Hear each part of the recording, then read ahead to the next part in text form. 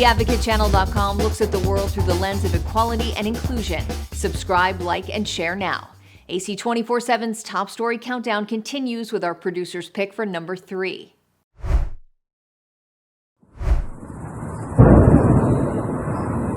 Barely a night passes now when Russians somewhere aren't shaken by powerful drone attacks. This recent barrage hitting an airport in the city of Pskov, some 400 miles from the Ukrainian border. Russian air defences spread thinly, unleashes firepower, but faced with a major upsurge in drone attacks, there are just too many targets to defend. Russian officials say at least 4 military cargo planes used to transport troops and equipment to the war zone were damaged.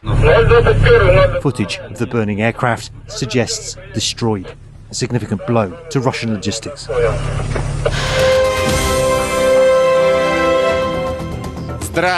On Russian state TV, controlled by the Kremlin, the drone strikes are barely mentioned. Instead, the focus is on Russia hitting Ukraine and targets being struck across the front lines by Russian forces. But the Kremlin can't hide what's happening. Russian civilians like these in the Bryansk region are sharing videos online.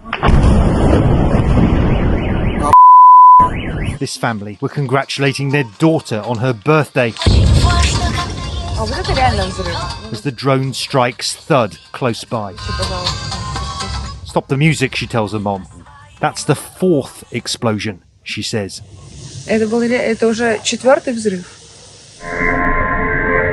On security footage in Bryansk near the Ukraine border, you can hear one of the drones before it hits. Russian officials vowed a punishing response. But Moscow's revenge attacks are no match for carefully planned strikes on targets picked to cause maximum disruption. And to force Russians to see their Ukraine war coming home. Like the Advocate Channel on Facebook for the best way to get updated stories that advocate for equality, justice, our rights, and more. AC 24/7 continues with today's top 2 pick. It's hard to take in, seeing all this devastation. Even as Lahaina fire survivors take stock of what's left of their historic community. Make me cry.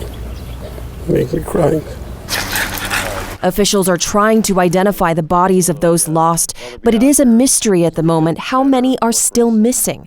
Right now, they're investigating about 100 missing person reports. I'm like, oh, okay, today's going to be a good day. I'm not going to cry. You hug the first person, and that's all you want to do is cry. Kalaya Asuela says her Lahaina home is still standing, but has no idea what condition it's in. She's with her family in temporary housing, not living, she says, just existing. I don't want to be angry and I don't want to be upset, but nothing's moving. The number of dead stands at 115, a number that hasn't moved in 10 days. Active search and rescue is over, as federal agencies are now working to remove hazardous materials and debris to make it safe for families to return to their neighborhoods. Most Lahaina students have to either enroll at other schools on the island or take virtual classes at least until mid-October. The entire survival and recovery process has surfaced long-held skepticism and resentment toward outside authority, which many locals have historically blamed for mismanaging the land and water. I directed my team to do everything we can for as long as it takes to help Maui recover, rebuild in a way that respects and honors Hawaiian traditions and cultures and the needs of the local community. We're not going to turn this into a new land grab. But who has he talked to? Who has he really sat down with and said, what is it going to take? Asuela questions whether this tragedy could have been prevented. Residents in the county of Maui are suing Hawaiian Electric, accusing the utility of not properly maintaining power lines that remained energized leading up to August 8th. The company says a downed power line in Lahaina seems to have sparked flames that morning, but says the cause of a fire that afternoon is still unknown. And while sirens have not previously been used for wildfires on Maui, new protocols will soon be shared. As we go forward, we need to educate the public on what do they need to do when a siren sounds. And that includes our visitor population that will be unfamiliar as well. Visitors who are currently avoiding Maui. The Hawaii Tourism Authority says they're losing $9 million each day, with a steep drop in daily passenger arrivals to the island. And local businesses are laying off employees. We've had people cancel their reservations all the way through December of this year. Air Maui has laid off 7 dispatchers. Its 7 pilots used to fly more than 24 trips a day. Now they take turns making 1 or 2 flights a day. While island residents want tourists to stay away from burned areas, they need people to come visit the rest of Maui. Most people who live on Maui have 2 jobs to sustain themselves, so they're not going to be able to survive and pay their bills and their home mortgages on unemployment insurance. It just won't cut it. Follow the Advocate Channel on Twitter and Instagram to stay updated on stories that matter every day. We're now at our #1 story of the day. Take a look.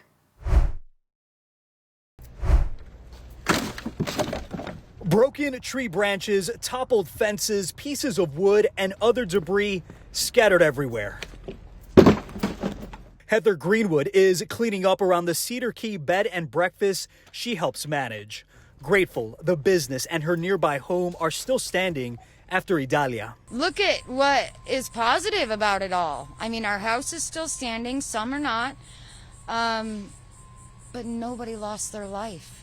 All of our cats were still here. Greenwood, who spoke to Out Front just before Idalia hit. I'm going to make sure that I'm around to be able to help out the people that did stay. Now says she feels blessed as she helps her community recover and rebuild. It's on one of the highest points on the island. The storm surge would have had to been above 15 feet. Cedar Key officially saw a storm surge of nearly 9 feet.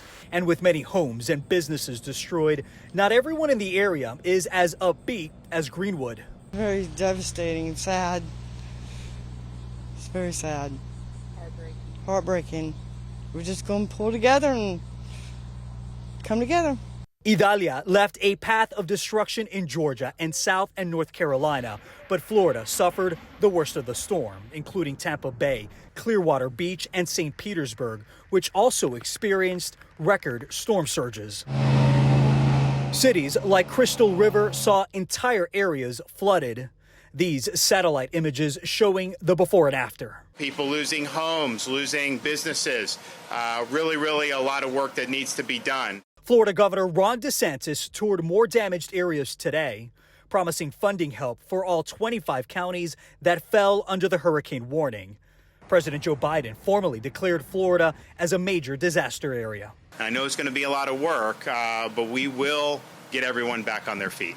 A hopeful message for people who lost everything during the storm, including these homeowners in Horseshoe Beach, which sits squarely in the middle of the Big Bend area. My dad always said if we ever had a direct hit right off the Gulf that it would not last. It's very painful. I tell my daughter, I can't hardly even talk about it. I love that old house right there, like a family member.